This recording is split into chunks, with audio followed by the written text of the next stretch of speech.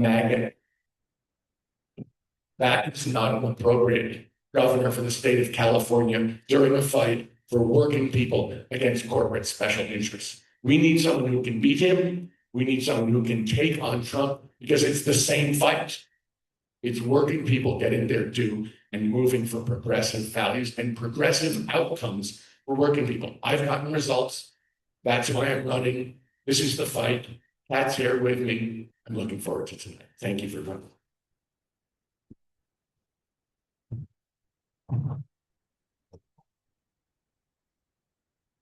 Good evening. My name is Michael Tubbs, TUBBS. That's Tubbs, Michael Tubbs, with the Juvenile Institute. I'm the former mayor of Stockton, California, former city council member, and running for lieutenant governor. So we're not debating. We're just answering questions, running for a different office. We're friends. And I'm running for lieutenant governor, much like the reason why I ran for mayor, the reason why I ran for city council, is because the status quo isn't working, but also hasn't worked. And in this moment, I think there's a temptation to blame all of our problems in this state on Donald Trump. And I submit to you that's the floor, but not the ceiling for leadership in California. And of course, we can fight against Donald Trump. Of course, we can fight against ICE. But Donald Trump isn't the reason why San Jose is the most expensive housing market in the world for first-time homeowners. Donald Trump isn't the reason why California is tied with Louisiana for the highest poverty rate in this country. Donald Trump isn't the reason why everything's too expensive, childcare, utilities, etc. And I submit to you, Democrats, that in this moment, in this fight, we need people who are going to fight against Donald Trump and also fight for a California that works for all of us. And that's why I'm running. And it's not just rhetorical. I've done it before. I was elected in 2016, the same day that Donald Trump was elected. So everything I did as mayor was with Trump as president.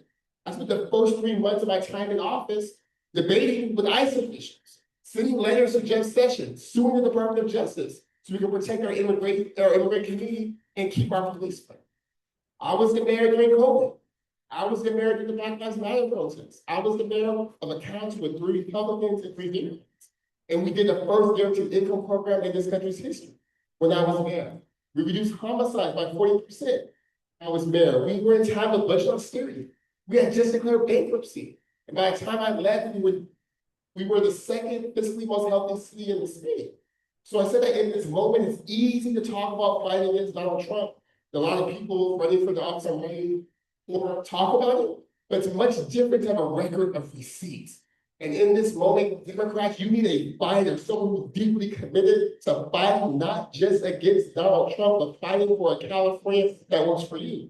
And that's why I'm so proud to be endorsed by SIU California, by the Working Families Party, by elected officials like Councilwoman Campos here in San Jose, and I would love to have your support as well. And I'll conclude with saying it's a personal fight. My father is still incarcerated. My mother was 16 when she had these. When we talk about poverty, we talk about opportunity, we talk about government working for everyone. I just didn't learn that at Stanford. I learned that in the streets of Stockton first, and then went to Stanford to get the credentials so that I could work in the policy realm and make sure we're pushing and fighting for a California that treats us all with dignity. Thank you.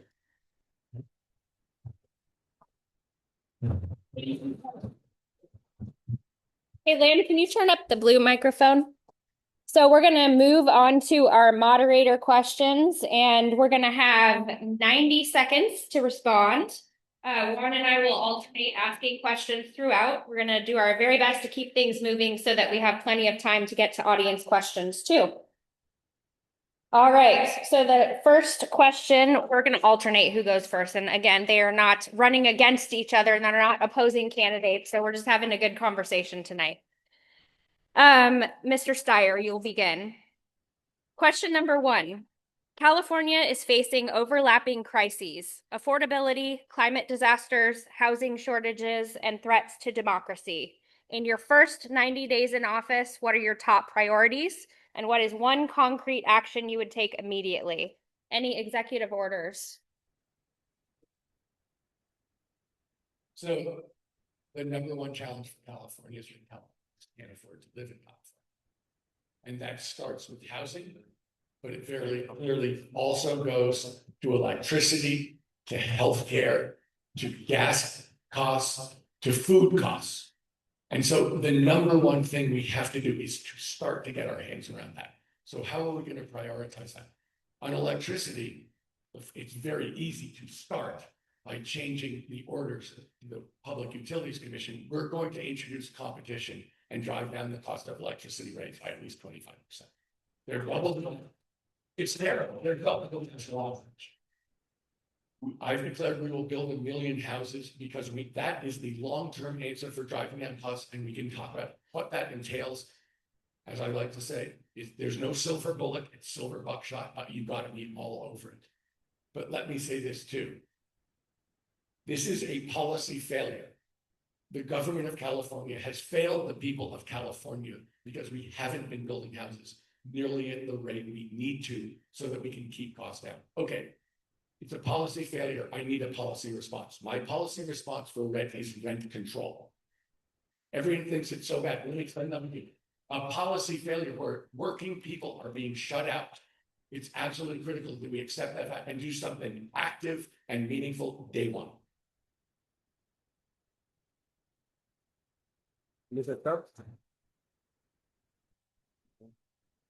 Unfortunately, as Lieutenant Governor, I can't give executive orders, and I will sit on the CSU, UC, and community college.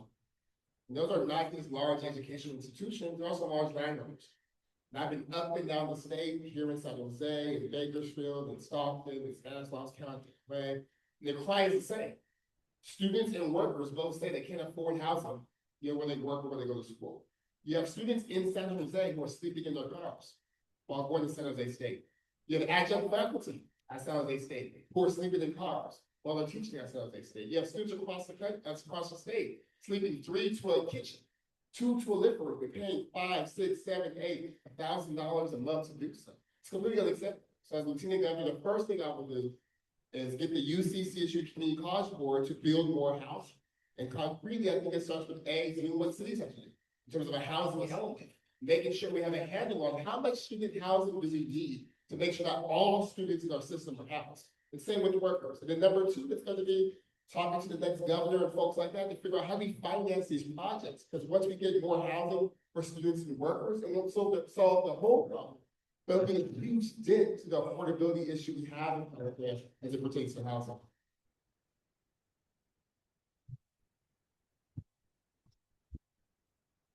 Thank you both. We're having a little bit of issues with the microphone, so I'm gonna try to project my voice. The next question, Mr. Stokes, you're gonna go first. The question is, we live in one of the most expensive regions in the country, not only just in California, and many working families are one setback away from losing housing. What are your commitments to Californians who are unhoused, and what are your top strategies to increase affordable housing and reduce homelessness? And what are some measurable statewide outcomes that you would commit to? Sorry, that's a lot of questions. Let me know if you'd want me to repeat any. I mean, I'm trying to answer, but I don't get it. But I think oftentimes the conversation around housing in California, we put 2 things against each other. We put like the need for more housing against the need to stabilize costs today. And I want to have my cake and eat it too. We have to do both. So yes, we have to have common sense rent control. Yes, we have to find ways to keep people in their homes. Yes, we have to drive down the cost of rents in the short term. And in the long term, we have to build more housing, including more affordable housing, but not just exclusively affordable housing. And those things aren't in competition, and both of those things are necessary for us to have the state that we all deserve to live in. This past legislative cycle, I was the lead sponsor for SB 79, which is a transit-oriented development bill put forth by Scott Woodward. I was also the expert witness and sponsor of the Wicks bill about CEQA reform, comes to CEQA reform to make streamlining, permitting, and building easier. My organization in California has also been in the fight with the Assembly bill around rent control. The first organization to endorse me in this race is AIDS California, the leading tenants' rights group in the state. So I suggest to you what's necessary is policy, but also like the moral leadership to talk about the need that yes, the rent is too high. Yes, we have to bring down the cost of rent. And that yes, it shouldn't be impossible to build housing in California, but we have to be able to walk and chew gum in the 4th largest economy in the world. The idea that we do one thing at a time, I reject it, and we're going to do both if I'm elected.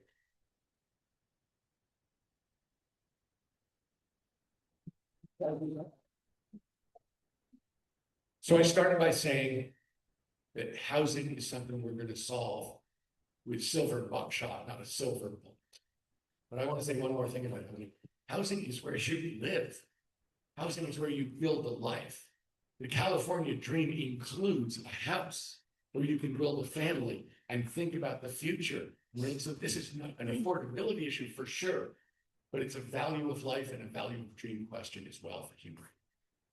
So when we think about it, with Michael, yes, did I publicly support the redoing the permitting rules here today? Because yes, did I publicly support the zoning rules so that we could build more density around public transportation? Yes. All those things will have to continue. We will have to also build houses differently.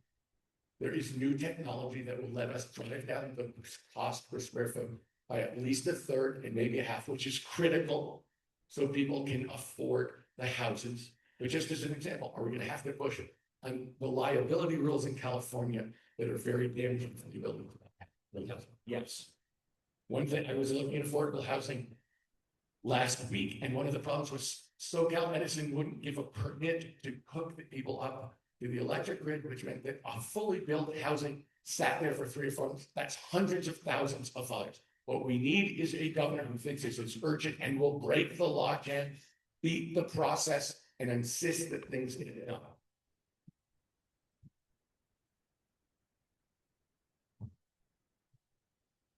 Thank you both. Beyond housing, Californians are struggling with groceries, childcare, gas, and rising utility bills. What is your plan to lower the cost of living? You guys are doing great. You're already ahead on these questions. But this one, Mr. Steyer, you're starting. Utilities, childcare, groceries, yeah, gas, everything. California's expensive. Okay, there are a lot of things to talk about, but I want to talk to you about revenue.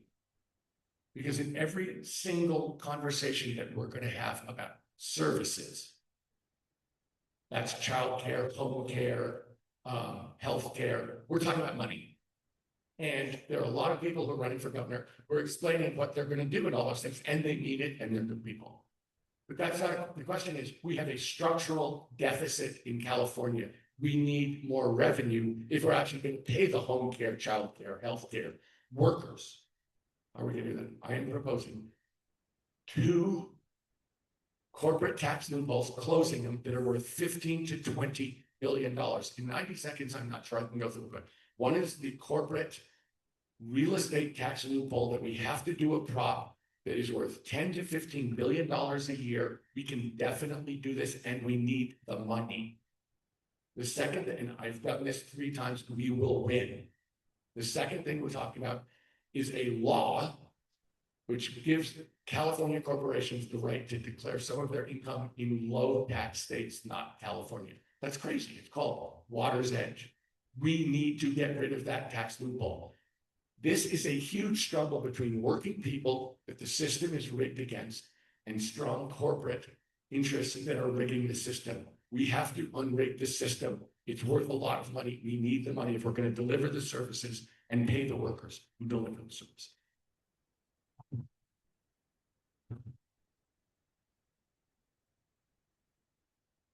Well, absolutely. We also have to talk about raising the floor.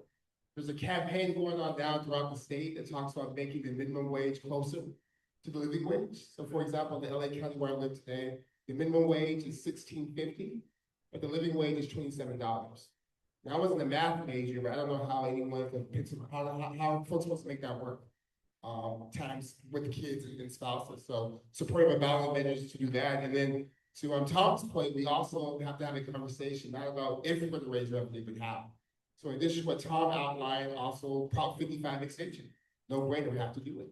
I'm supportive of bringing back the proposition that is the split roll of Prop 13. To tax big commercial properties more and then leave residential homes alone. I think that's important. And I also think as we think about the future, we have to think about a data dividend.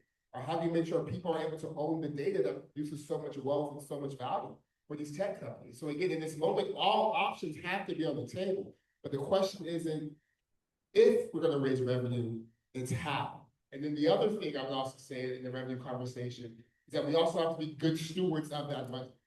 Right? I come from a city that was bankrupt, where we had to raise taxes in front of our bankruptcy. And that made me a little bit miserly.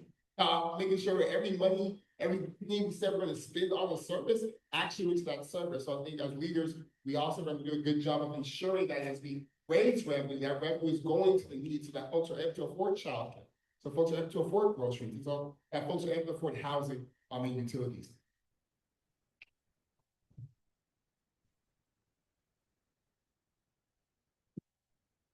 Thank you. Our next question is, healthcare costs and access remain a major concern from medical stability to affordability for working families. What will you do to expand access to healthcare and lower healthcare costs in California? Mr. Tubbs, we'll begin with you. The obvious answer, as Tom alluded to earlier, is we have to get to a single payer system in California, right? Like that's like full stop, no brainer. And before you clap, the question is like we also have to like figure out how to do it, right? But I think the first hurdle is saying this is what we want to do, which is the bill you've introduced is doing that, and we should all support that. And the second thing is making sure we have the mechanics in place to actually get it done.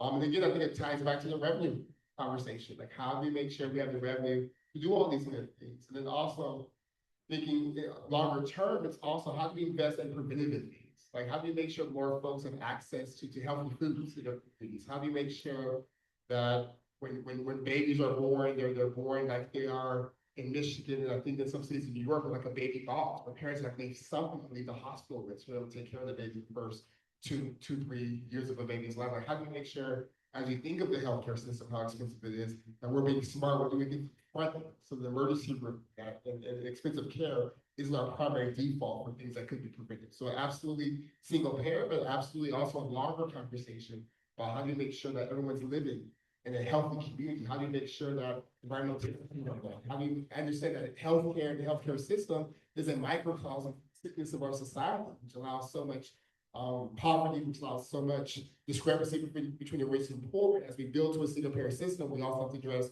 the social determinants of health, so that we can really live in a healthy society for everyone.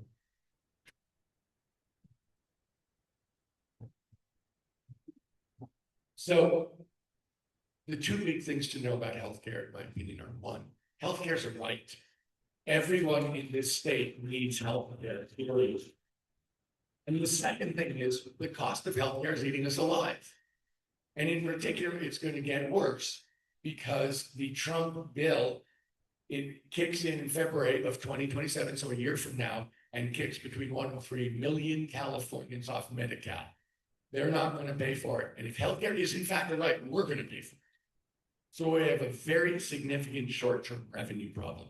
And that's why I'm proposing raising specific deals to get $15 to $20 billion for healthcare and education ASAP. We will do it ASAP, and we will do it. And we need it because we absolutely have a shortfall in revenue for healthcare.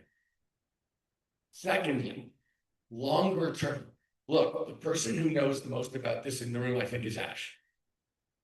And we're going to work with Ash because getting to single payer is not snapping your fingers. It's not something that a governor does as an act day one. It's years. We have to be fair to ourselves. It's years, but we can start the clock running. But ultimately, we're going to need a partner in Washington, D.C. to make this work from a money standpoint. God is in the details. We will work with Ash. We will work with the nurses. We will work with the healthcare professionals to make sure we get the details right. Because single payer in this countries where they do it is half as expensive and delivers healthcare that's just as good or better.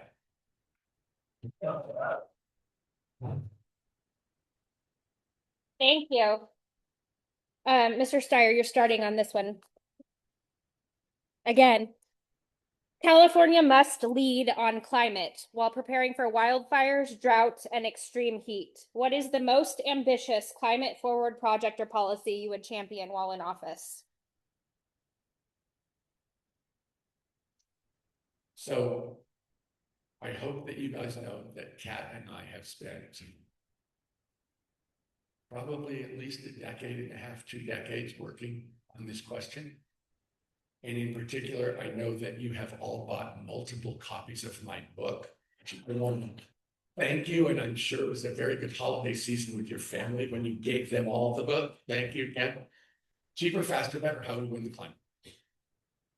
So if there was one thing I could do, polluter pays. Polluter pays, period. The thing that's different now, it wasn't true 5 years, 10 years, 15 years ago. It's cheaper to be clean. Solar, wind, cheaper than fossil fuels by a lot and getting cheaper. Batteries down 80% last decade, down another 80% this decade, cheaper than fossil fuels. We can kick their ass in the marketplace. And to hasten that and to make it fair and to deal with environmental justice. Because the people who are paying disproportionate cost of bad air, disproportionate cost of all the problems of toxicity are frontline communities. So my answer is polluters pay, and we will bring in competition to these electric utilities that will be cleaner, much cheaper, much more dispersed and local. We will have a cleaner system and a cheaper system.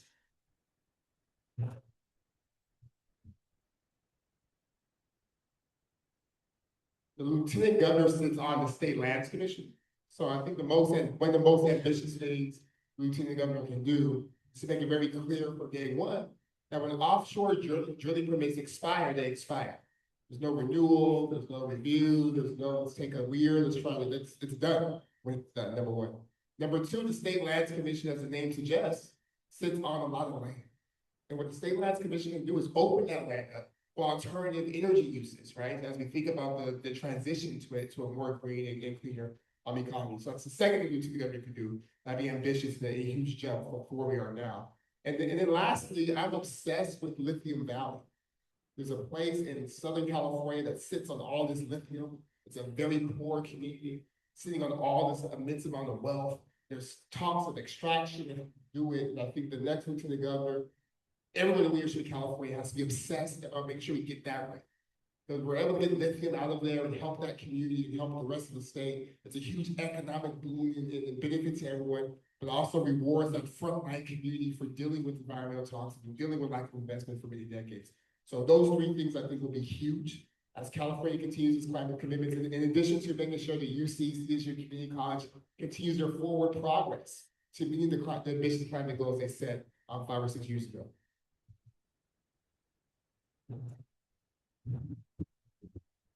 Thank you. Yeah. The next question is on education. California's K through 12 schools are working to meet growing student needs, including mental health.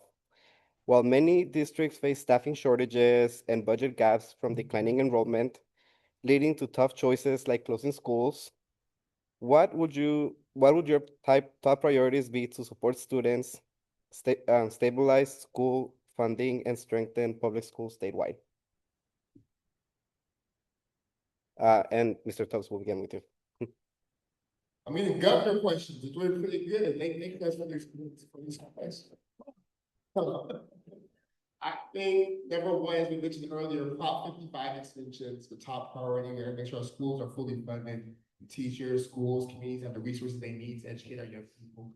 Number two, as the lieutenant governor, as I mentioned, ad nauseam probably at this point, you said the UCCSU Community College Board. And the big role there is to make sure that college support, higher education is affordable for you. So being against any tuition increases, particularly the next 4 to 8 years, with an understanding that there will be again, it's gonna be a conversation about raising revenue, which is a fine conversation to have. This is my position that revenue, that conversation can be predicated on working families, middle-class families, poor families paying more in an already pretty expensive university system, which is 3 times the amount, even when adjusted for inflation, than it was when I was born in 1990. It feels generationally unfair for me. So no tuition increases, building more housing, but also lowering the cost of education for folks. And then lastly, as a nerd, there's so much data our UC, CSU, community college system have in terms of high school readiness.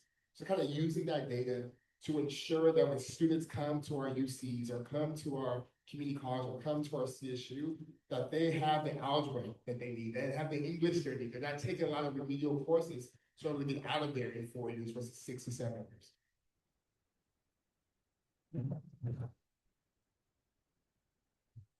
So one of the things that I have said that I'm absolutely determined to do is get California back to being a top 10 education 8 to 12 system in the country.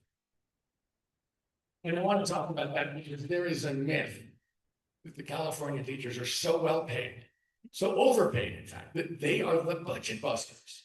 We are paying the teachers too much, which if you know any teacher, as I said, my mom was a teacher. Give me a break. Every teacher I know is struggling, and every teacher I know comes out of pocket for school supplies because to try and help the students in their class. Being a teacher is a calling. People do it as a calling and it's a profession. So let's talk about how we're actually going to do this. First of all, we're going to raise revenue. When I talk about $15 to $20 billion, absolutely education has to be a very substantial legally, but also, spiritually, ethically, every way we want, they have to be a significant part of that. We are going to work through the public schools. We are going to work with the CTA to make that happen. And that is something, we spend the 31st most per pupil in the country of the United States, cost of just 31 out of 50. We're not overpaid. We're not even in the top half. Community schools really work on it. Last thing I want to say is this: when you talk about schools, it's more than a school. Of course, we're going to be top 10. Kat Taylor really has pushed my wife, and hopefully I've been part of this, free school breakfast, free school lunch for every kid in California. It started in one school district that she organized. It spread to 30% of the school districts, and 180 different institutions came together. That is God work. Thank you. Kids eating, that is God.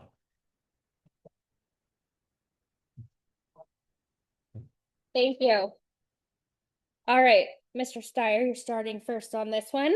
Many Californians are deeply concerned about authoritarian tactics, attacks on civil rights, and federal overreach under the Trump administration. What concrete steps would you take to shield Californians from harmful or even illegal federal actions? There are lots of illegal federal action. And let me say that this is not a new problem, it's just the worst problem.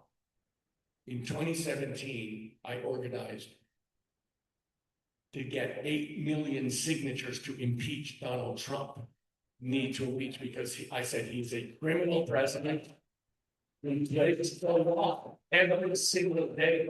We need to expose him and we need to get rid of him. And honestly, let me say, in a room with Democrats, Democratic Party hated me for that.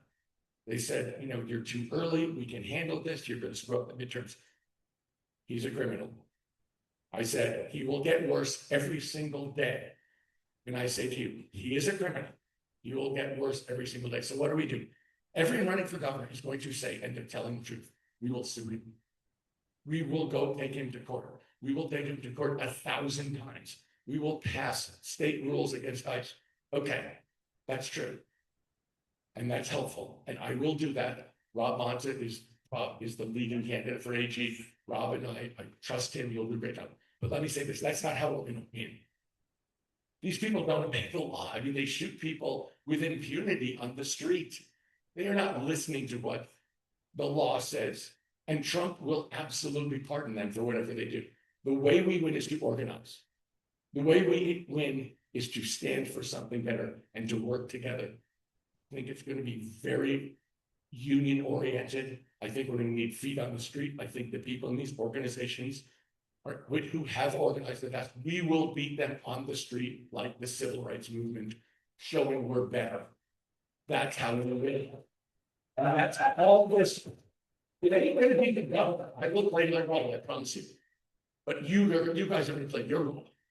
This is about a movement and people showing up like the people in this room critically. That's how we actually beat these people.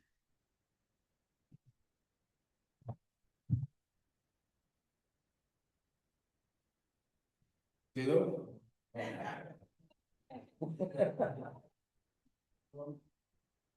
Yeah, I think you all know, so stand here. Okay.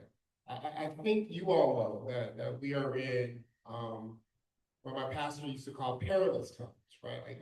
Like the norms we took, at least the norms I took for granted, don't seem to be like they're gonna be around for us long unless we fight. So I think the job of leadership is again to sue, to resist, but also to speak with real clarity.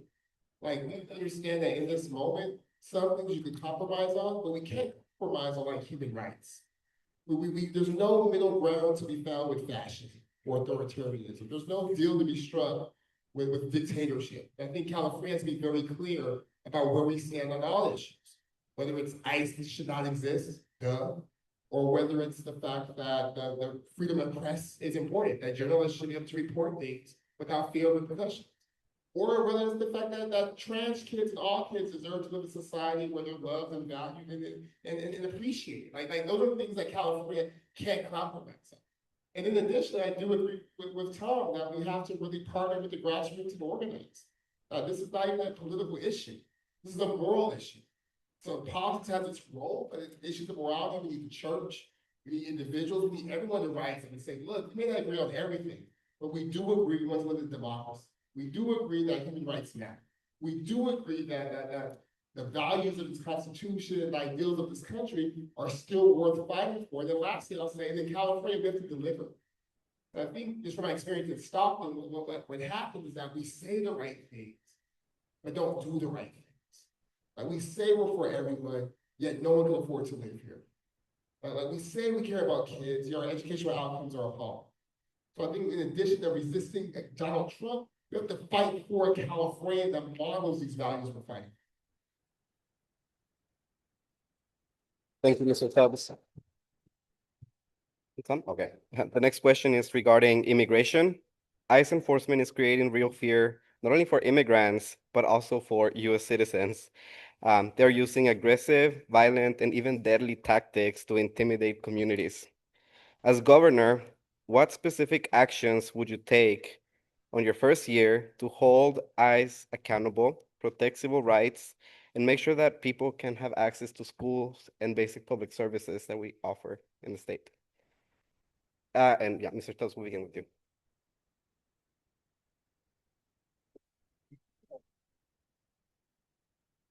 As lieutenant governor, the first thing, I was shocked. I was at a CSU trustee meeting a couple months ago. And there were some college students who were testifying about the fact that they were appalled that ICE was tabling at a career fair at a California State University, which are all Hispanic serving institutions. And I was appalled with them. So the first thing I would do is make sure when we say no ICE on campus, that means no ICE on campus, including tabling. And we don't want our young people who've been invested in to go work for ICE. No, absolutely not. Number two, as alluded to in the last answer, we have to sue. But then I think we also have to train our public institutions. When I was mayor in Stockton, it was 2017, ICE was threatening to come to Stockton and do mass deportation. So we spent a lot of time thinking with our police department, thinking with our school district, thinking with our county, about how do we make sure our public spaces are safe. And then we also thought about how do we, because it's not just the immigration issue, it's the economic issue, it disrupts the economy, not just for immigrants, for all of us. And so we also spent some time thinking about, okay, how do we create resource guides? How do we make sure we have resources for immigrant communities and others so that when there's people aren't going to work, they're free. Or when there's gaps in services, how do we make sure we fill those gaps? So I think as lieutenant governors, also making sure we have contingency plans so that when the disruption of ICE happens, that folks, that the economy is not too unsettled, that folks are losing too many wages, that folks are still able to get the child care and things they need.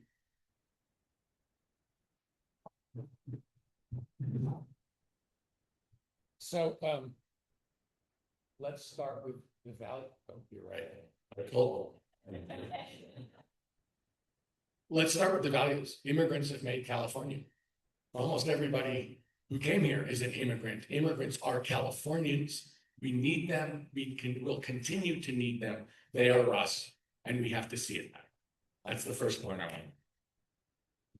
I want to say, Pat and I have supported the Good Samaritan Family Resource Center, which is an immigrant welcoming place with multiple services for immigrants, starting with pre-K and going to senior care for 40 years. Not because she was running for governor, or I was running for governor, but because we believe what I just said to you, immigrants are us. They need to be integrated into society. They need support systems. We went to the border to see if we could help the families when Trump won, was separating families from their kids. So this is not something new. We fought for sanctuary state because that's a critical part of California's values. We don't work with ICE. So what are we going to do? First of all, we're going to have to defend our citizens. But the biggest defense we have, and this is what I was trying to say before, the strongest weapon we have is a camera. Actually being organized to follow them, to show the world what is going on. The best thing we have is to show the world what is wrong. And it's going to be really necessary to speak out about this. And so, look, we're going to win because we're better. We're going to win because we're organized. And we should abolish ICE right now.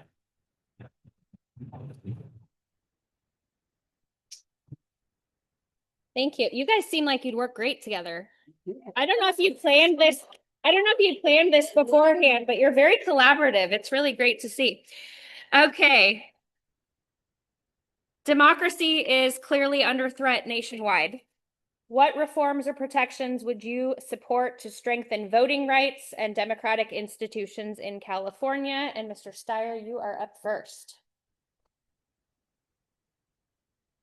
So in March of last year, I was at a gathering of some Democrats, and we were talking to a pollster, a very famous pollster, Democrat from Washington, D.C. And he was saying, if you look back to 1945 and you extrapolate presidential approval ratings and you do everything else, we're going to win 40 to 50 seats in the Congress next year. And I said, let me ask you a question. Do you think we're going to have free and fair elections for the Congress next year? And he said, oh, chill out. You know, the system will hold, was his exact line. And I wanted to say, but I was too either wimpy or polite to say, this president tried to have his vice president murdered so that he could win an election. The chance that he doesn't cheat is zero. The chance that he doesn't cheat really aggressively is zero. The question we're going to have is we're going to need to make sure that these elections are held in states. In California, we're going to need to make sure that the polling places are safe. We cannot have masked men with ARs confronting people at the polling places. We're going to have to make sure that our system works. It's our system, and we can't have any of this federalization, otherwise known as massive cheating. I said to you, it's going to get worse every day. If you think that this guy is not planning to cheat, he's horribly unpopular. The guy was right. If we had free and fair elections, it's much worse than last March. But we're going to need to protect the system. It's our system, and we can't give an inch on it.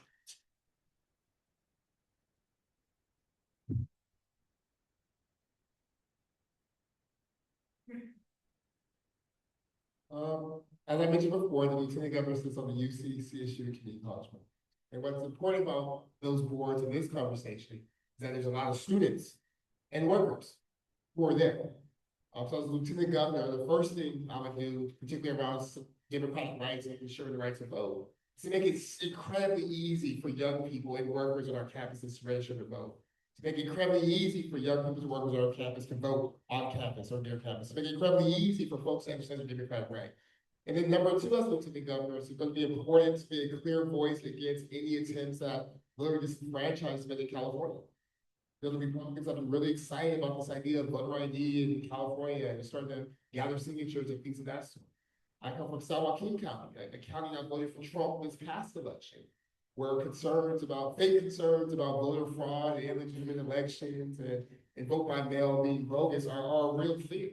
And there are attempts at local levels to make it difficult, at the county registrar level, to make it difficult for some folks to vote. So I think as lieutenant governor, it's going to be important for governor and secretary of state to make sure that in California, we Trump-proof and elections allow-proof our election process.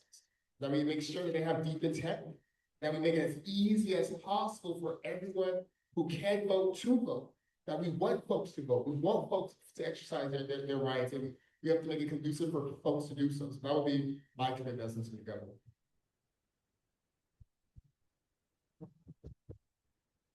Thank you. The next question is on LGBTQ plus rights. What is your commitment to protecting the LGBTQ community, including trans and queer youth who, as we all know, face high rates of depression and suicide? And what specific actions would you take to protect their safety, dignity, and access to supportive schools and healthcare? So when I was mayor of Stockton in 2019 or 18, was the first time the pride flag flew before City Hall in Stockton, the year of our Lord 2018. And got a lot of flack for doing it. Got a lot of heat and pressure, folks upset, they were like pastors like weeping at the dais, not because of the issues we had with other things, but because we dared to say that gay people, trans people, gay kids and trans kids, it was their city too. And that's always been my commitment as a leader, to fight for everyone, but particularly the marginalized, particularly those at the bottom. And we know all the statistics. When we talk about housing, we're talking about housing and homelessness. We're also talking about LGBT issue. The most likely group to be homeless, young people are gay young people. When we talk about affordability and economic issues, the poorest group in our society are trans people. When we talk about violence and homicides, Black trans women have the shortest life expectancy. They're the most likely to be victims of violence from a partner. So all these issues directly impact the LGBT community. And as a leader, it's always been through an intersectional lens where I try to solve solutions to problems. In fact, after I was mayor of Stockton, I worked with the city of Palm Springs and West Hollywood to do a guaranteed income program, particularly for gay elders and trans folks. We got a lot of heat for them. And then my favorite line as Lieutenant Governor, you said the UCCSU Community College Boards is also making sure that those universities do not renege on their commitment to gay students, trans students, and inclusion, despite the assault from the Trump administration. And our UC hospitals still do gender-affirming care, and that we don't back down for that. You have to sue, we'll sue to make sure that we're able to ensure that all of California's children, particularly its LGBT children, are given access to education, are given spaces that are safe, and where they feel comfortable, they're fully included, make sure we don't renege on our commitments to those young people.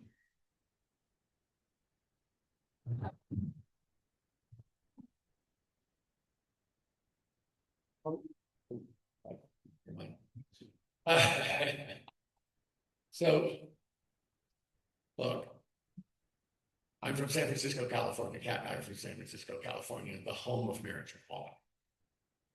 The former executive director of Equality California is an old friend of mine, has endorsed me as in the state legislature named Rick Sabur. This is something where, honestly, I think this is just in my blood. And I think that Rick has been particularly helpful as an old friend for a really long time in educating me. I won't say educated Cat, but he always made sure that we spent time with and listened to the stories of trans people. And that was something that I didn't have a lot of exposure to. I didn't know a lot. And I'll tell you the thing that got me absolutely committed on this. Half of young trans people, people under 18, try to commit suicide. And when you, of course, Michael's absolutely right about homelessness. He's absolutely right about all the different violence associated with their lives. But to me, that one statistic, if half of the people try to commit suicide, that means they're desperate. And I think many times it's their parents rejecting them. That's why they end up on the street. But my point is, my heart goes out to anyone. I said, Kat and I have been supporting something called Good Samaritan. The Good Samaritan did not walk down the road and see someone who was injured and kick them. And we will never do that. This is a population of people who are at risk, who are vulnerable, who are in great danger, and they need the support of the community of Californians. We don't leave people behind.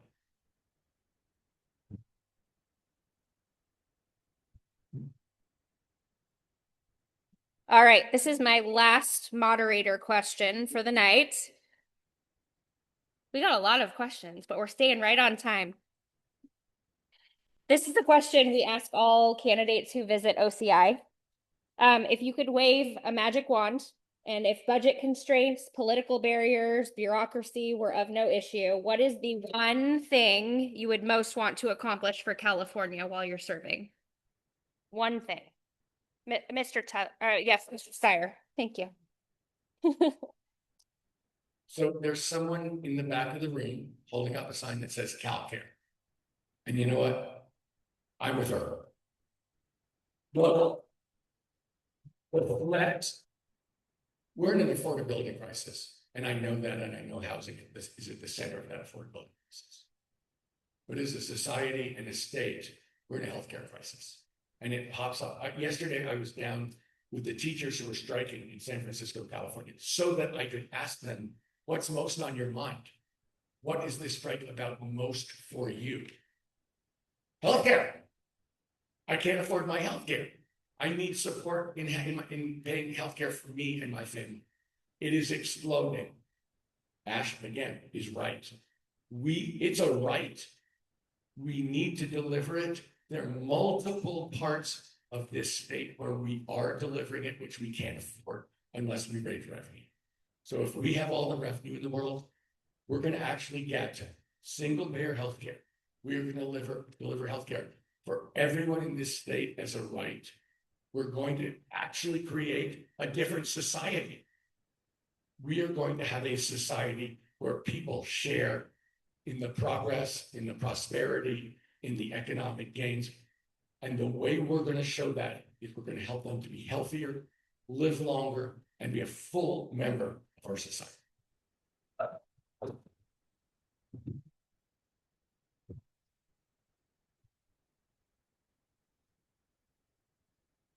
Yes, that's on side with you too. Yes, but for the sake of being different, I started my remarks talking about how California was tied with Louisiana for the highest poverty rate. And someone who was born in poverty, someone who understands that even with that poverty rate, there's a whole third of the population that's one paycheck away from poverty. If I had a magic wand, if there was unlimited resources, I would end poverty in California. Through guaranteed income, the universal basic capital, where folks have ownership of their data and their wealth compounds with the compounding value of some of these tech companies, et cetera. And we live in California where everyone has enough, where everyone has a floor, where everyone has a foundation upon which to build upon, where everyone has enough money to buy boots and straps so they can then pull themselves up by their bootstraps. And I don't have a magic wand, but I am deeply committed for the next however long it takes to get to that point where we live, if not in a country, at least in a state where no one has nothing. If a state can produce more billionaires than most countries in the world, there's no reason why anyone should be homeless. If the state can be the fourth largest economy in the world, there's no reason people can have 4, 5, 6 houses. There's no reason why anyone should have nothing. And with or without a magic wand, I think that's the fight. I would love to have your support as you build in California that doesn't have poverty, it has opportunity for everyone. And we can show again this MAGA, but enough over time. But as much as we resist and fight against Donald Trump, my biggest concern is that when this MAGA experiment fails and folks look for an alternative, that alternative is not affordable, that alternative is not safe, if that alternative doesn't have good schools for everyone, then MAGA will come again. And it won't be Donald Trump, it'll be someone else. So I think that's what the stakes of this race are, in my opinion. It's how do you build a California that's true in deed and red in terms of what it means to be a democratic society and a place where folks can thrive.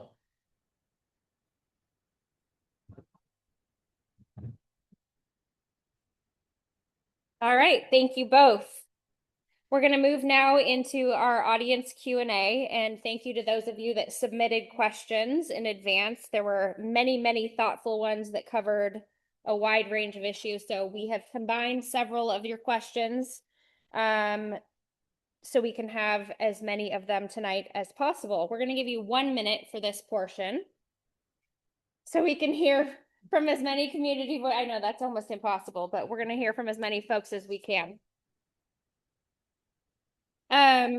The first question is for Mr. Steyer.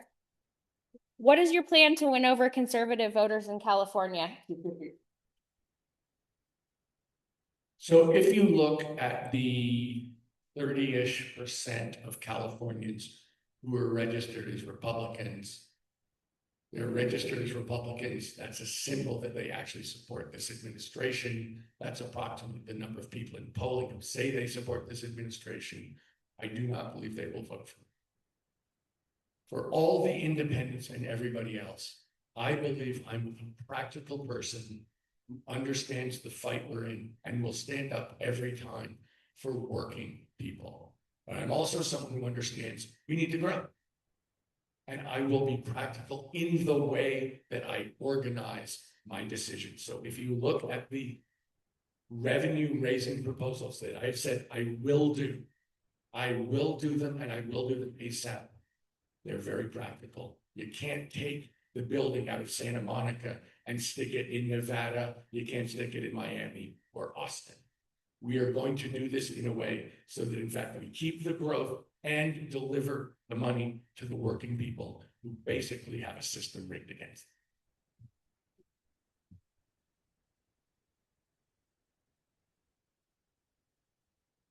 Well, believe it or not, a lot of Republicans have voted for me. I'm from Stockton, California. So when I was mayor of Stockton, my council was 3 Republicans and 3 Democrats. I won my first race with 62% of the vote. Stockton's only 45% Democratic. I won my second election as mayor with 71% of the vote. Again, most of the time against Republicans. Stockton's only 45% Democratic again. So I may not get the majority, I can get at least one. And I think the way to getting one is, again, not compromising on values, but understanding that there are different ways to solve a problem. And that oftentimes these intractable problems have multiple solutions anyway. And I think what I learned from having to debate and govern with 3 Republicans for 8 years is that even when I disagree, they weren't 100% wrong all the time. Like sometimes they're 85% wrong. And then my pastor would always say, you eat the meat and spit out the bone. So I could take no, seriously, it was like little things, like they were like obsessed with like fraud. Everything was fraud. So for every proposal, I just make sure to put a line that says, we will have fraud checks, and I'll get their support. So being against fraud is a good thing. I can get with that. So that's how I plan to raise their support by done it before, we'll get 100%. I think we're never greater than zeros. I think most people just want solutions. Most people just want to tell us. Thank you, Mr. Stubb. Things are broken, let's fix it again. That's what I'm Thank you. Okay, our next question might hit close to Mr. Steyer's home. And the question is, it's gonna hit close to your home, like close to home for you. It's gonna hit close to home for you. Sorry. So at a basic level, do you believe billionaires should exist in a healthy economy, or is it a sign of extreme inequality in the country? And regardless of your view on this, what specific policies would you implement as governor to reduce inequality while maintaining economic growth? So let me say this. I do not want to put a lid on people's ambitions. I do not want to put a lid on people's success. I am not angry at the people who come to California and build businesses, because this is the best place in the world to build a business and succeed. What I resent deeply is people who game the system and think they can come here and rip off working Californians. That I deeply resent. And I know that when we look at a rigged system for working people, we are going to have to raise the money from the big corporations, the people who run them and the people who own them. And a lot of those people are worth more than $1 billion. But when Michael talks about the key thing that he wants to do, which is extend, which I'm totally agree with, we need to tax people who are worth $1 billion. So to a very large extent, I'm in favor of doing practical taxes that bring in the money we need, that allow us to continue the growth, because we need the growth so that we have the revenues, so that we can deliver the services and pay the workers. And so I'm absolutely committed. I like to say, I'm the billionaire who will take on the billionaires. I will do it. Kat and I have said we're going to give our money away. We're not hanging on to the money.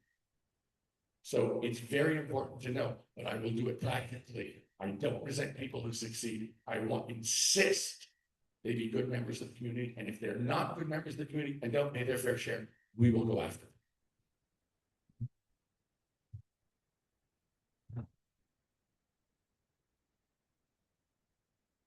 As I said earlier, if billionaires exist, then poverty shouldn't, and that's part of the reason why I'm running for office. That's why I'm engaged in government. I think we do want to live in a meritocracy, a country or a state where if you work hard, you're ambitious, and you're smart, you'll get paid off, or you'll get a payoff, I should say. But we know that's the reality in which we live in. We know that there's a lot of people like Tom who are working incredibly hard to build their wealth. We know there's a lot of people who built their wealth off exploitation and habit, and that's fundamentally unfair. But even before running for lieutenant governor, I worked with the governor and Senator Skinner to do something called hope accounts, which are baby bonds for young people in California who lost a caregiver to COVID or off like that. And the idea is to put money in folks' accounts by the time they're 18, they start with something. And research says that baby bonds can help end the racial wealth gap or get really close to closing it. So I'll be supportive of extending that program. That was before the Trump accounts, and we were doing it first in California. And it's exactly, I think, most of them, I'm not all the time. Thank you. The next question. Do you support universal childcare and early childhood education? And how would you commit to making those things a reality? I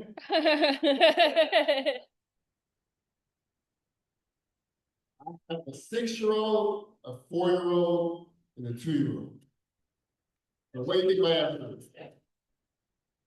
Yes, and make it 24 hours. No, absolutely yes to universal childcare. Absolutely yes to early childhood education, particularly when all the research tells us that so much brain development happens before 5, between 0 and 3. And sort of kids from the top to the bottom, they all need care, consistency, love, structure, and stimulation to reach their full potential. So we'll definitely be supportive of that. For those of you who be watching at home, you probably guess what I'm gonna say next. But we're gonna have to raise revenue. I've outlined a myriad of ways in which we could do so. Tom has outlined a myriad of ways in which we could do so. But absolutely, and I think the point for folks is like, there's a lot that we need to do. So it's gonna take prioritizing and revenue raising. And somebody's gonna be pissed with the prioritization, the revenue raising. So while we say we're gonna do these good things to raise revenue, we're gonna need your help to get it done. Because while you're cheering and clapping for these things, there's a whole bunch of other people that are booing and hissing and upset about those things. And we can't do this by ourselves.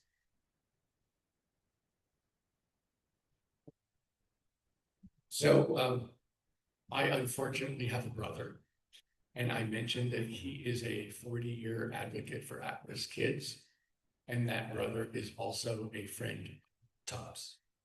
And he has lectured me and lectured Kat and lectured Michael for an incredibly long time about the importance of getting to kids by the time they're 3.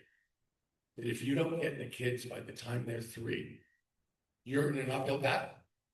And that is why I'm absolutely committed to 3-year-old universal pre-K.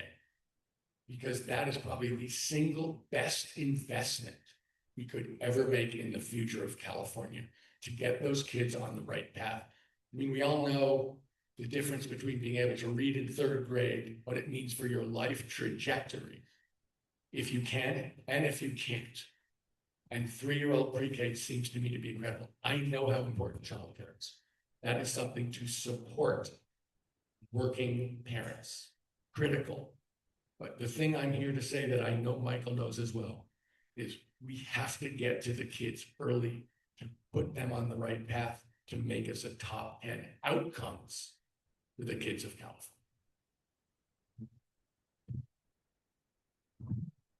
Thank you. We're gonna skip. We had a question about healthcare. Would you support healthcare, universal healthcare system? We already know the answer to that. So the next question is on rent control. Would you support it, or would you expand it? Am I up? Yes. So for all of you who were napping, which I think was probably a good choice, when we were talking about housing, one of the things I said was I'm for rent control. And let me explain why I'm for rent control. Because I am an econ poli-sci major in college.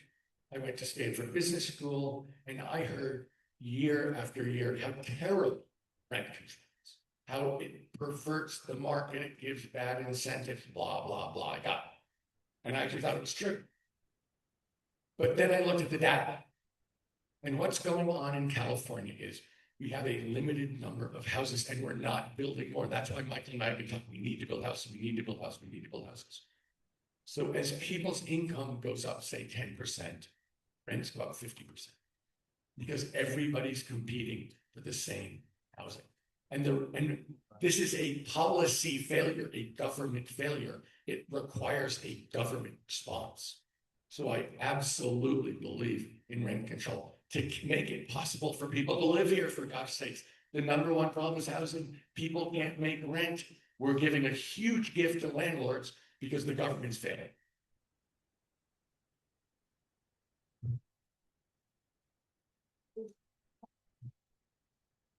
Frontliner, if you guys both use that one, that would be great. Thank you. My answer to the question of rent control is yes.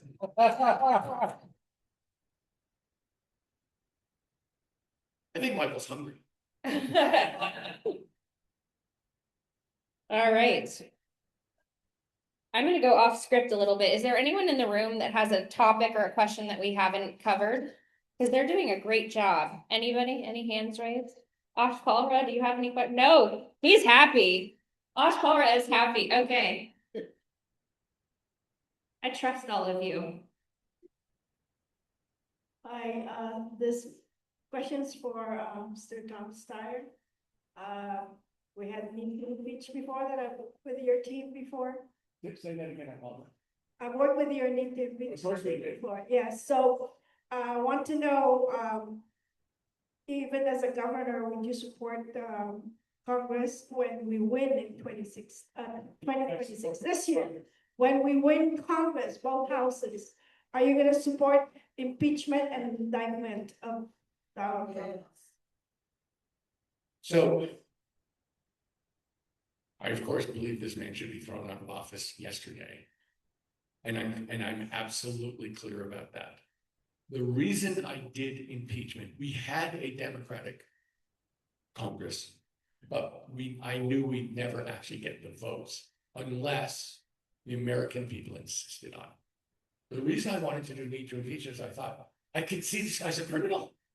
If we can get him on TV, get his criminal associates on TV, we get Pete Hegseth on TV, Americans are going to look at that and upchuck, and then maybe we can really throw him out, but we will have exposed him for the criminal he is.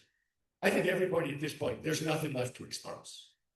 I mean, honestly, shooting people in cold blood and claiming it's not a problem, Americans have seen every piece of evidence. So actually, if I'm the governor, honestly, I'm going to spend my time trying to stand up for Californians about affordability, trying to deliver services here, trying to show a different vision for America and defending Californians against the criminal attacks of ICE.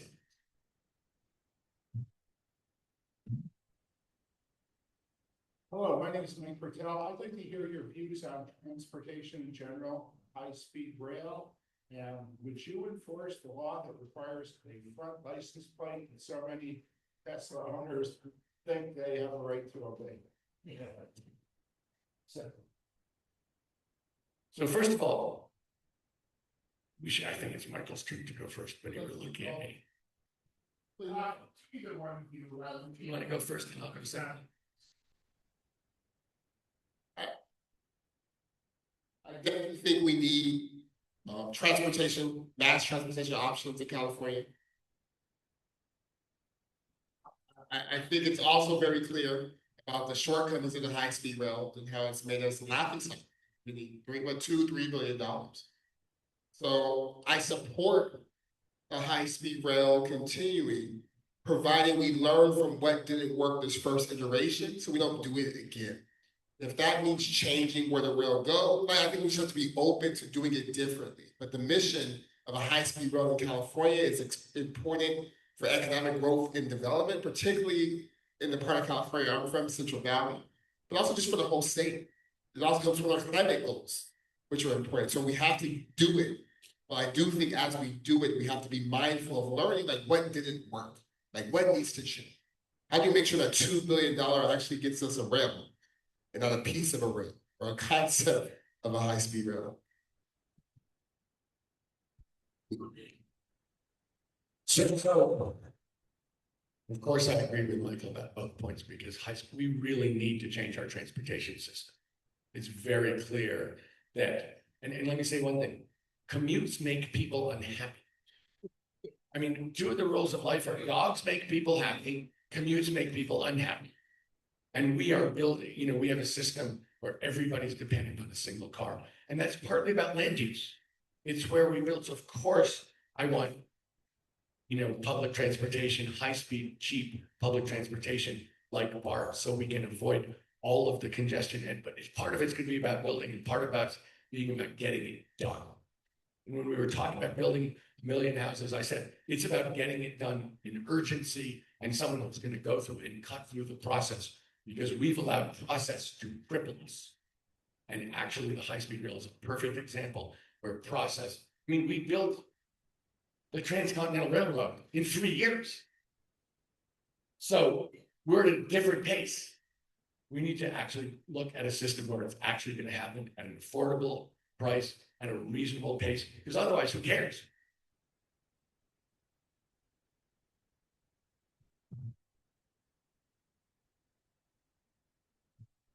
Thanks again for coming tonight. I really appreciate both you gentlemen being here to speak with us. My question, though, is going back to the corporate loopholes, the plan to close those. How do we close those, but then also prevent these companies from moving out of state? We've seen a couple of companies already do that the past couple of years. So what's the plan on how do we counter that? Because they still provide revenue and then jobs and innovation to the state. So I think I tried to address that.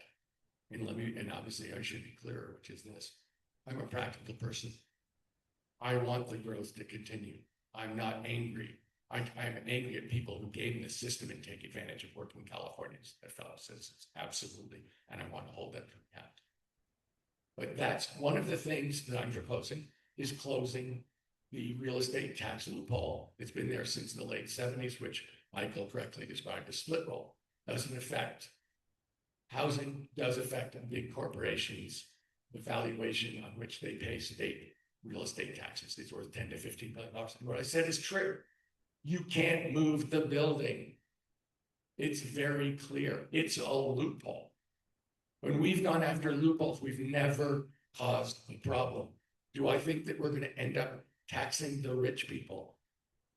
The money is at the corporations, the people who run them, and the people who own them. And we're going to have to address that. We're going to have to address it in a practical way that allows the growth to continue and allows this to continue to be the best place in the world to start and grow a business.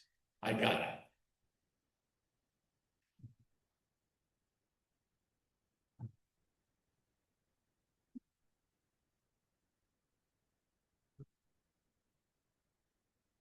Hi, thank you for both being here tonight. My question is about housing. Both of you have talked about rent control. My question is more on the topic of how are we balancing the current state, or I don't know how much it is along the peninsula, but at least in San Francisco, we do have a lot of vacant housing that just isn't being rented out. And a lot of them I've heard are owned by people who are overseas. And I'm not necessarily against that international investment, but how do we balance that? Thank you.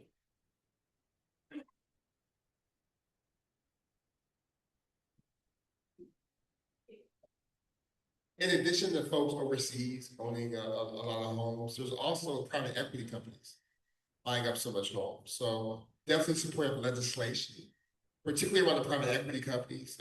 I don't know the legality, I've been dug deep, but any policy that will restrict their ability to hold and hoard homes, I'd be supportive of. And same thing with folks overseas, because again, homes are investments for sure, but they're also shelter. Just like healthcare is a right, it's my opinion that housing and shelter is also a right. And as leaders, I think we have to treat it as such. So absolutely, whether it's individuals overseas or property not rented out, or private equity companies, there should be penalties for that. And I know when I was mayor, there was a subdivision in Stockton that was owned by a lot of foreign investors, and we had to work with our city attorney to figure out, can we find people for every day after like a month or two or a vacant property and things of that sort. So I think we have to be creative, but also serious about if housing is a crisis.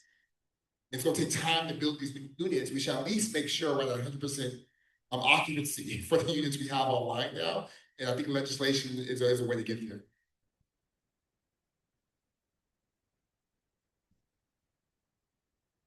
So I agree with Michael.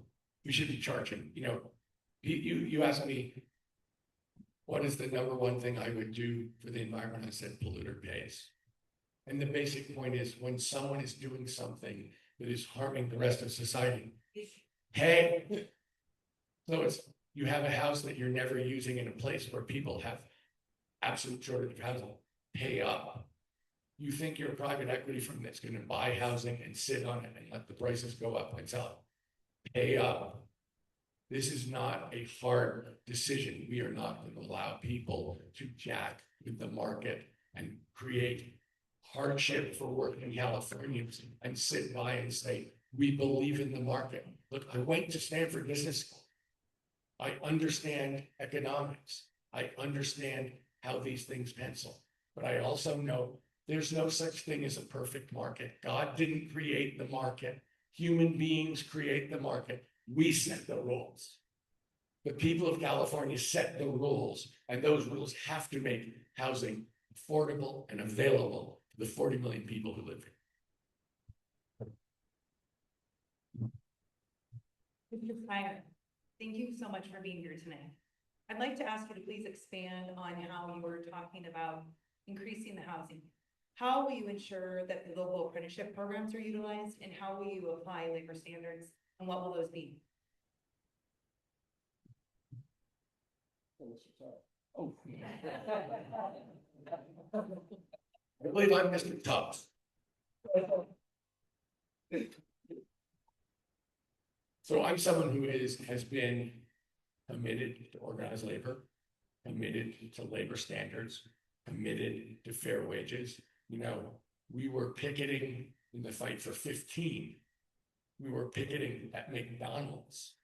Our best partners in every one of these fights have been organized labor.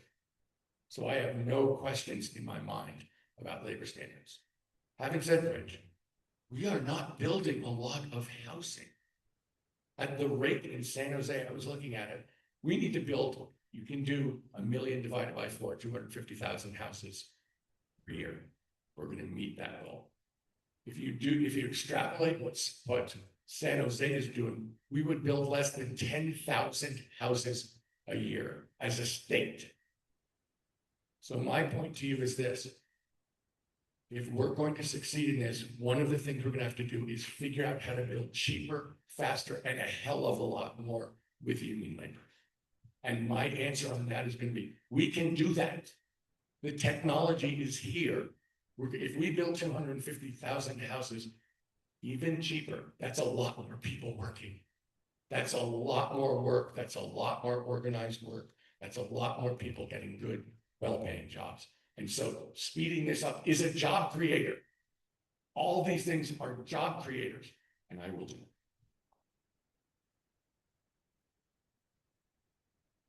Thank you, Mr. Tubbs and Mr. Steyer, for being here today. I'm also a candidate for governor of California. My name is Derek Grasty. This question is for Mr. Steyer. I've seen on your commercials you're against the PAC funds, PAC money and so forth, and I'm not against that either. I think your position as well, but it sort of tilts the scale for people who can self-fund.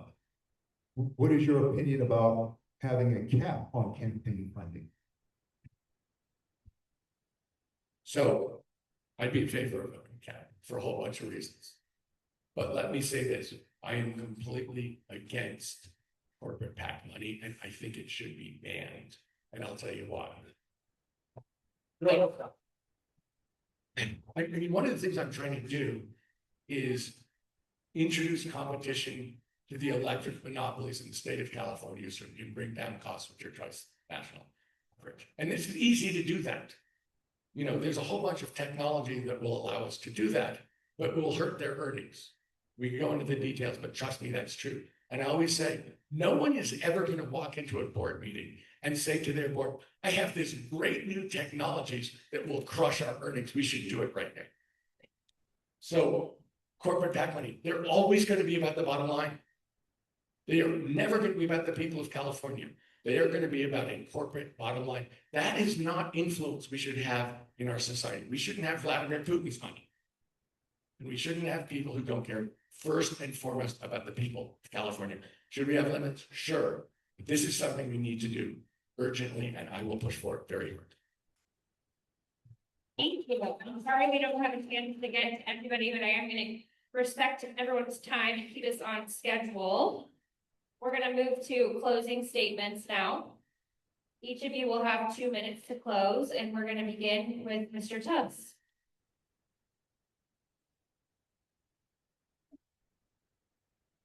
Well, again, thank you all for having me and for having us, particularly since we could still gather, we still have freedom of assembly in this country.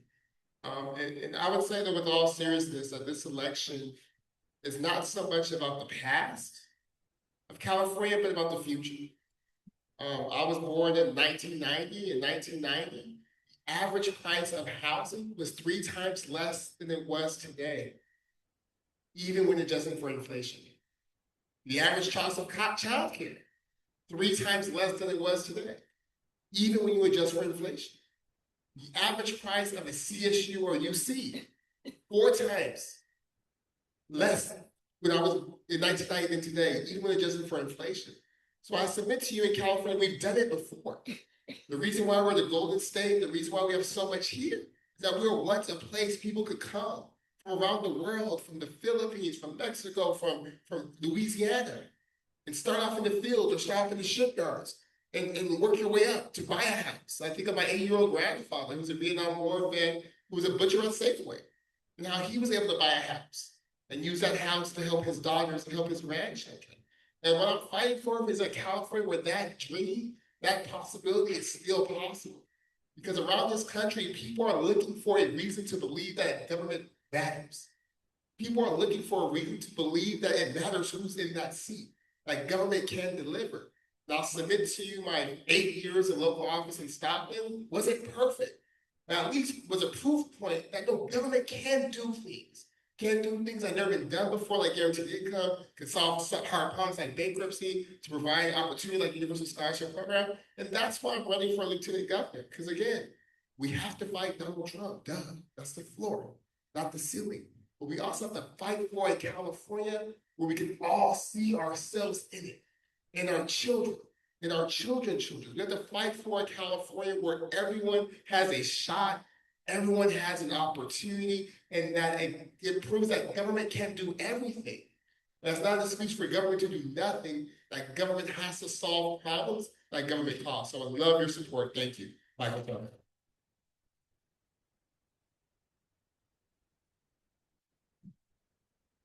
Isn't Michael terrific? In all seriousness, isn't Michael terrific? Look, the teacher strike in San Francisco is part of an effort called We Can't Wait. We're at this point where affordability, we can't wait. The rights of working people, we can't wait. Healthcare, we can't wait. And that's where we are.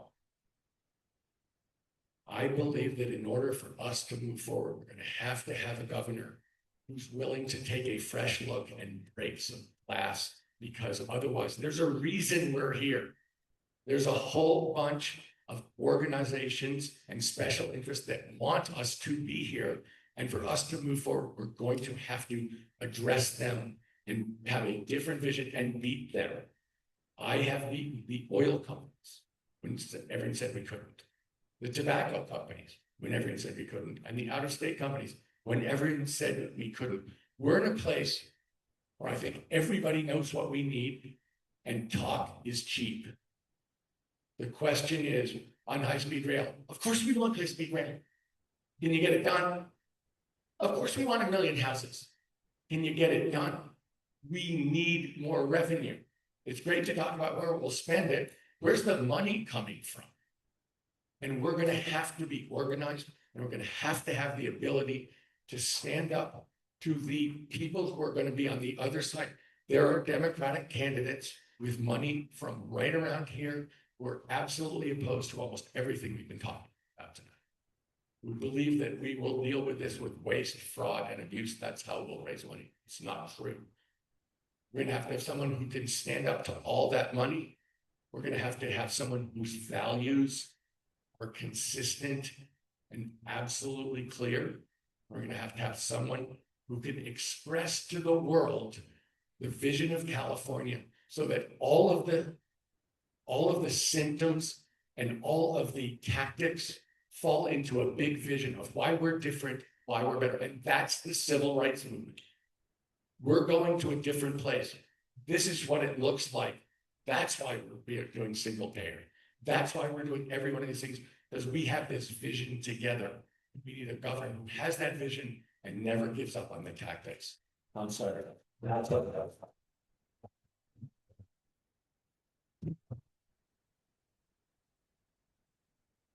Thank you. So on behalf of OCI, Silicon Valley Democratic Club, South Bay Swing Left, we want to thank you for being here and answering all of our questions. I want to encourage the audience, if you haven't signed up for any of our clubs, to do so we can continue to host events like this and bring candidates and engage voters and fellow Democrats. Remember to vote in the upcoming elections, stay engaged, and keep organizing for California. And happy birthday. Oh, thank you. Thank you so much for work. Thank you guys so much for everything that you do. It's critical and we really appreciate it. Thank you, guys. Thank you both. That's it. We hope to see you back here in this room. Thank you, everyone, for your respectful participation in the evening. We're going to take a selfie.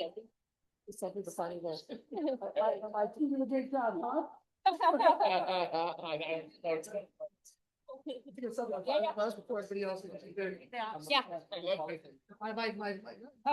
Oh, yeah. You ready? Nice one. Oh, wait. Oh, yeah, you saw the sticker here? Oh, yeah. Oh, yeah. She's gonna be like, hey. Hey, How are you? Good, good. yeah, do you I want was going to say the same. Good, man. Doing good. Definitely able to Zoom yesterday. So I was like, yesterday. You guys help. Oh, my, yeah. I don't know how people did before Zoom. I know. I saw Me. you post about that. Yeah. Oh, that's right. Right before here. A little bit.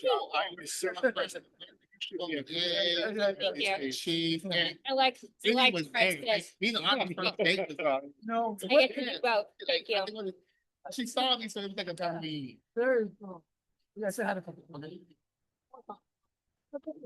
No, they want to talk to you too.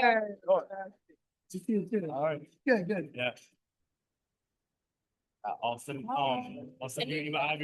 agribusiness. Yeah. Send me an email that says something else. I saw you walk in. How are you? Great, I'm great. Are you? Thank you so much. Like, You should come, please. You did it. I appreciate you both. Thank you so much. I want one of my gifts. Right on the ground. You gotta go. You gotta look brave. You gotta look brave. Thank you. Thank you. I appreciate it. Okay, fun. Happy birthday. Thank you. I want to hear your contact. Yeah, please.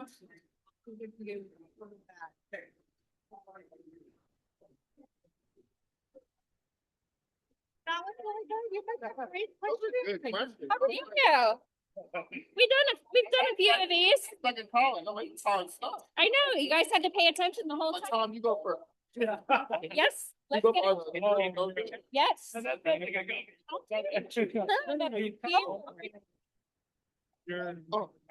my bad. Thank you. Yeah, you got it. You're welcome.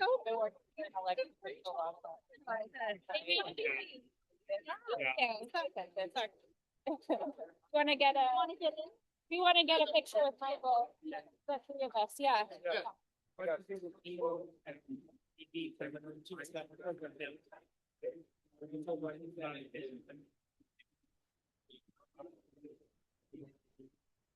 Yeah, no worries.